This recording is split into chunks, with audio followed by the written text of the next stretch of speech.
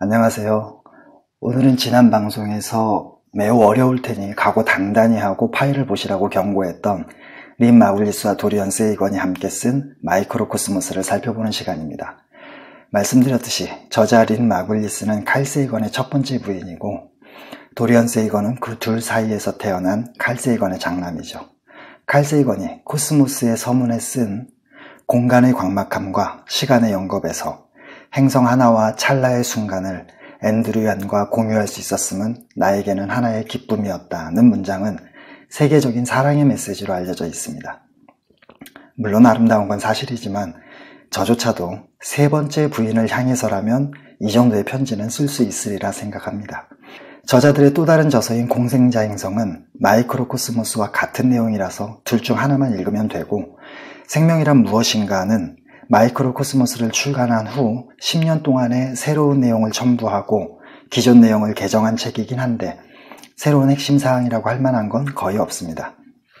구체적인 내용은 파일을 참고하시고 방송에서는 전체적인 틀만 잡아보겠습니다.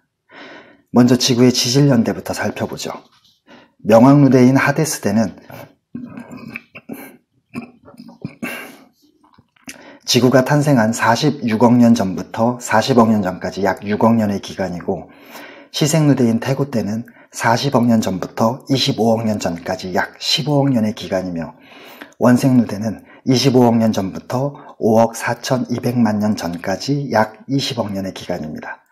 그 다음으로 캄브리아, 오르도비스, 실루리아, 데본, 석탄, 페름이라는 6시기로 세분되는 고생대는 5억 4,200만 년 전부터 2억 5,200만 년 전까지 약 3억 년의 기간이고, 트라이아스, 쥐라, 백악, 3시기로 세분되는 중생대는 2억 5,200만 년 전부터 공룡 멸종 사건으로 유명한 6,600만 년 전까지 약 2억 년의 기간이며, 신생대는 지금까지 약 6,600만 년의 기간이고요.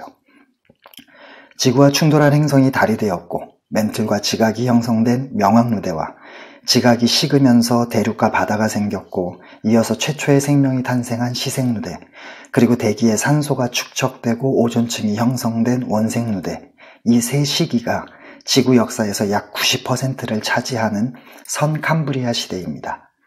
46억 년의 지구 역사에서 40억 년 동안 꾸준히 참을성 있게 이것저것 준비한 지구는 드디어 고생대의 시작인 캄브리아기에 엄청난 양의 생물종을 그것도 갑자기 한꺼번에 쏟아냅니다.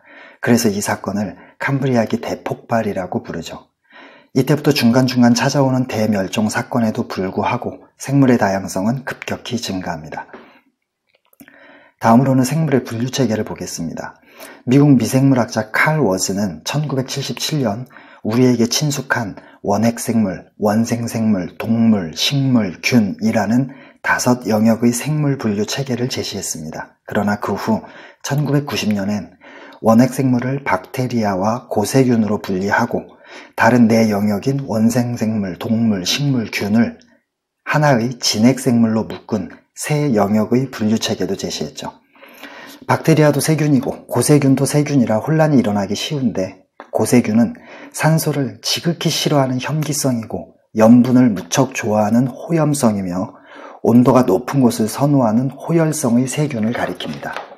즉, 진흙탕이나 늪 또는 화산이나 뜨거운 물이 뿜어져 나오는 바다 깊은 곳을 언급할 때 외에는 등장하지 않기 때문에 신경 쓰지 않아도 됩니다. 원핵생물이나 무핵생물이라는 용어는 모두 박테리아와 동의어로 보는 게 편합니다. 이와 단어가 매우 비슷하지만 진핵생물, 즉 유핵생물인 원생생물은 아메바, 편모충, 선모충, 미역, 다시마, 톳을 포함하는 갈조류, 김 같은 홍조류, 파래 같은 녹조류를 말하며 곰팡이, 효모, 버섯류는 균이라고 부르죠.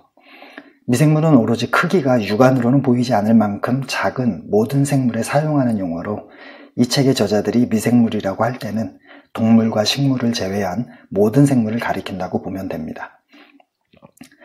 시생루대인 40억 년 전 최초의 생명체인 박테리아가 이 땅에 출현했고, 그것들이 20억 년 동안 어느 때보다도 급변하는 환경과 사투를 벌이는 과정에서 이 땅의 모든 생명체가 탄생하는 데 꼭 필요했던 것들이 발명되었습니다.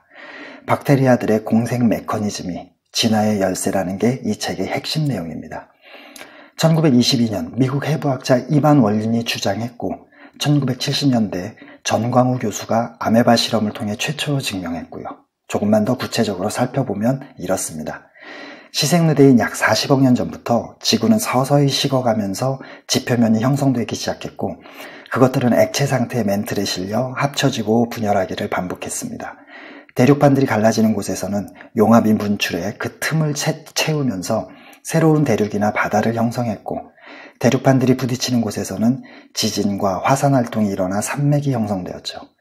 지표면이 식으면서 대기 중에 엄청난 수증기가 장대비가 되어 한없이 쏟아졌고, 그렇게 수십만 년 이상의 시간이 흘러 만들어낸 바다에선 가장 기초적인 자기복제를 시작한 무기화합물이 등장했습니다.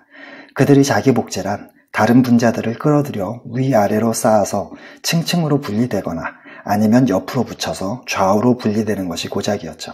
그런데 다른 분자들을 끌어들여 붙이는 친화력은 탄소를 따를 자가 없습니다.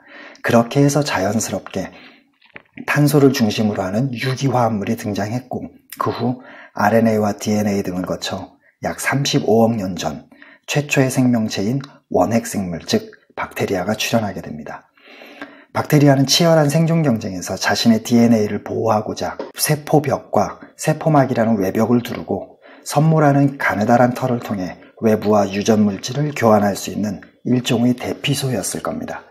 그러다가 약 30억 년 전엔 편모라는 긴 채찍을 내부에 장착해 이동성을 갖춘 스피로에타 같은 박테리아가 등장하면서 박테리아 간의 접촉이 급증한 결과 다른 개체에서 받은 유전자와 자기의 유전자를 섞어서 재조합하는 활동인 성도, 그때쯤 등장해 최상의 적응 능력을 획득하게 됩니다. 세포라는 형태의 대피소를 갖추면서 어느 정도 자기의 DNA를 지킬 수는 있었지만 자외선의 위험만큼은 어쩔 수가 없었습니다. 일단 자외선을 피하는 가장 쉬운 방법은 물이나 모래나 진흙탕으로 들어가는 것이었고, 그렇게 게으른 박테리아에 의해 의도치 않게 발효라는 당 분해 과정이 개발되었습니다. 일부 박테리아는 손상된 DNA를 복원하는 기술을 개발했고, 다른 박테리아는 먹이를 찾아 돌아다닐 수 있는 이동성을 갖췄는데 이들이 스피로에타이죠. 또 다른 박테리아는 자외선을 흡수할 수 있는 색소를 개발해서 자기의 피부를 염색했고요. 대기 중에 수소나 황화수소를 이용한 광합성이 시작된 겁니다. 그러나 시간이 지나면서 수소가 점차 바닥나기 시작하던 때 광합성 박테리아의 후손인 남세균, 즉 푸른빛의 시아노박테리아가 최상의 수소 공급원을 찾아냈습니다. 바로 그들의 터전인 물이었죠. 하지만 대개는 기존처럼 황화수소를 분해해서 수소를 얻었습니다. 물을 분해하기 위해선 황화수소를 분해할 때보다 몇 배나 더 많은 에너지가 필요했기 때문이죠. 이런 어려움을 이들의 후손이 해결했습니다. 오로지 물만을 분해해서 수소를 얻어 광합성을 할 수 있게, 즉 이제는 항상 산소를 대기 중에 뿜어내게 된 거죠. 이들이 녹색의 시아노박테리아, 즉 엽록체입니다. 그들은 곧 서로 연합해서 새로운 형태의 세포인 유핵세포를 만들어냈는데, 그것이 식물성 플랑크톤이자 육상식물의 조상인 녹조류, 홍조류, 갈조류라는 조류 삼형제죠. 시아노박테리아와 조류의 광합성으로 인해 폭발적으로 늘어난 산소는 바다부터 채운 후 대기 중으로 배출되었고, 그 사이 그들은 자기들이 배출한 산소를 이용해서 포도당 같은 유기 화합물을 이산화탄소와 물로 분해하는 과정에서 엄청난 에너지를 획득할 수 있는 산소 호흡 능력을 갖춘 델로비브리오나 답토박터 같은 호기성 박테리아도 영입했습니다. 그들이 미토콘드리아죠. 광합성은 엽록체에서 산소 호흡은 미토콘드리아에서 진행되는 트윈 시스템을 사용할 수 있게 된 조류는 원생누대가 시작되는 약 25억 년 전 바다를 비롯해 물기가 있는 곳이라면 어디든 번성했습니다. 이것들이 고생대 오르도비스기가 끝나갈 때인 약 4억 6천만 년 전쯤 출현하는 육상식물의 조상이 됩니다. 이제 시대가 변해가고 있음을 다른 박테리아들도 감지하기 시작합니다. 쌓여가는 산소를 이용할 수 없다면 멸종 외엔 방법이 없다는 사실을 말이죠. 산소 없이도 살 수 있는 곳을 찾아 지하로, 바닷속으로 들어가서 혐기성 박테리아가 된 게으른 종도 있었지만 테르모플라스마 같은 거대 박테리아 대부분은 시아노박테리아가 보여준 것처럼 공생을 통해 활로를 모색했습니다. 조류라는 집보다 더 큰 집을 마련한 후 그들 역시 미토콘드리아와 동거를 시작합니다. 하지만 같은 방을 쓰는 건 어색했나 봅니다. 그래서 자기들은 핵막으로 둘러싸인 세포핵이라는 작은 방으로 들어가 생활하고 온갖 종류의 박테리아를 받아들임으로써 마련한 갖가지 살림살이로 가득한 넓은 거실은 미토콘드리아가 쓸 수 있게 했죠. 그렇게 해서 약 23억 년 전쯤 출현한 제대로 된 진핵세포는 매우 웅장했습니다. 없는 것 없이 있을 건 다 있었죠. 이것들이 원생무대가 끝나갈 때인 약 7억 년 전쯤 육상동물의 조상이 됩니다. 육상식물의 조상이건 육상동물의 조상이건 모든 진핵세포가 미토콘드리아 외에 공통으로 자기 내부에 받아들인 게 하나 더 있습니다. 바로 스피로에타가 변형된 물결 모양의 채찍 같은 다리로 길이와 수에 따라 짧고 많으면 선모로, 길고 적으면 편모로 불리는 파상족이죠. 9+2 구조의 미세소관으로 이루어진 파상족은 세포분열 때의 방추사, 정자의 꼬리, 눈의 간상세포와 원추세포, 그리고 신경세포인 뉴런 등을 구성합니다. 약 20억 년 전 마침내 산소 대재앙이라는 전무후무한 전지구적 환경위기가 도래하지만 그 위기는 거꾸로 오존층을 형성해 자외선을 차단해줬습니다. 원생무대 중반인 약 15억 년 전쯤엔 대부분의 생화학적 진화는 모두 끝이 났습니다. 진화의 가속을 위한 고속도로가 개통된 셈이죠. 이제 세포들은 고속도로를 질주할 자동차 개발에 박차를 가합니다. 원생무대 후반인 12억 년 전쯤엔 수정이 나타났고 이어서 2억 년 후인 10억 년 전쯤엔 세포 분열 과정에서 분리되지 못한 돌연변이가 발생해 해파리 같은 최초의 다세포 생물이 탄생하면서 생식의 의미를 포함한 감수분열로서의 성이 출현했습니다. 수정과 감수분열을 보완하는 동시에 배의 발생과 연결되면서 7억 년 전쯤 동물계가 탄생했고 거의 같은 시기에 균계도 생겨났습니다. 진핵세포의 입장에서는 시험삼아 도로주행을 한번 해본 셈이었죠. 결과는 합격이었고 그래서 대량 생산에 들어간 지 약 1억 5천만 년이 지난 5억 4,200만 년 전쯤 온갖 종류의 신차를 바닷속에서 한꺼번에 출시합니다. 그것이 고생대의 시작인 캄브리아기 대폭발이죠. 육상으로의 진출은 식물이 먼저였습니다. 골격과 부래와 폐가 있고 체외 수정을 하는 어류와 척색 동물의 조상인 경골어류가 바다에 막 출현한 오르도비스기 중반인 4억 6천만 년 전이었죠. 조류 중 일부는 이미 균류와 연합해서 지의류의 모습으로 얕은 물에서 생활하고 있었는데 물이 마르는 상황을 수없이 겪던 그중 일부가 최초의 식물로 진화했습니다. 건조한 땅에 정착하기 위해서는 수분을 지니고 있어야 했고 그러자니 과거처럼 바닥에 붙어 있을 수는 없었죠. 단단한 3차원 구조의 몸을 가져야만 했습니다. 그래서 외부는 단단하게 하는 대신 내부는 관다발 구조라는 수송체계를 도입했고 만일의 사태를 대비해서 장기간 수분을 저장할 수 있는 씨앗 시스템도 개발했습니다. 이어서 3,500만 년 늦게 실루리아기인 4억 2,500만 년 전쯤 동물도 육상으로 진출했죠.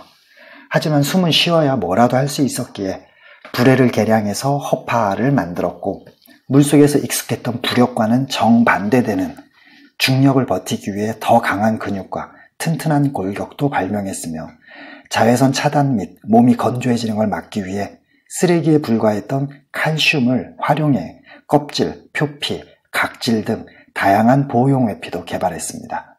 처음에는 재미삼아, 호기심으로 아니면 물속에 뭔가 문제가 생겨 땅 위에 잠시 머물다 다시 물로 돌아가기를 반복했고 그러는 사이 대기 중에 산소를 호흡하는 법을 배웠을 겁니다. 그러다 약 1억 년이 지난 3억 5천만 년 전쯤 새끼들은 대부분 물속에서 지내지만 다 큰 개체들은 땅과 물 어디에서도 잘 지낼 수 있게 아가미 외에도 불에를 약간 손질한 허파 조직을 만들어 진화했습니다. 이들이 양서류죠. 양서류의 뱃속에는 이미 박테리아들이 포진해 있었습니다. 약 3억 년 전에 대륙들이 합쳐져 형성되었던 초대륙 판게아가 남반구의 곤드와나와 북반구의 로라시아로 점차 분리되기 시작하던 중생대 트라이아스기 직후인 2억 5천만 년 전에는 파충류가 육상에 등장하자마자 양서류를 압도하더니 약 5천만 년 뒤에는 바다에서도 양서류를 압도하기 시작했습니다. 그런 엄청난 번식력에는 비밀이 있었죠. 강인한 턱과 건조에 잘 견디는 피부를 가졌으며 물속 환경을 유지하면서도 공기는 자유롭게 통해 새끼가 육상 생활을 감당하기에 충분할 때까지 자랄 수 있는 새로운 구조의 알을 낳았고 털, 깃털, 손발톱, 뿔, 발굽, 파충류의 피부 등의 주성분인 케라틴 단백질을 발명해서 강인한 무기들과 함께 건조한 기후에도 잘 견디는 피부를 가질 수 있었던 겁니다. 적응 아니면 죽음 뿐이었죠. 트라이아스기가 끝나가던 2억 2,500만 년 전쯤엔 추위에 강한 침엽수가 나타나서 지구 곳곳에 퍼졌고, 그러길 기다렸다는 듯이 약 1000만 년 후인 2억 1600만 년 전쯤에 무시무시한 도마뱀인 공룡이 출현해 침엽수를 먹이로 삼았습니다. 파충류는 체온이 주변 온도에 맞게 변하는 냉혈동물입니다. 아침에 서늘한 기온에서는 동작이 매우 느리고 따뜻한 낮에 햇볕에서 몸을 데운 후에야 활발하게 돌아다니죠. 그러나 기온이 매우 높을 땐 또 그늘을 찾아 숨어야 합니다. 그러지 않으면 머리가 끓어버리니까요.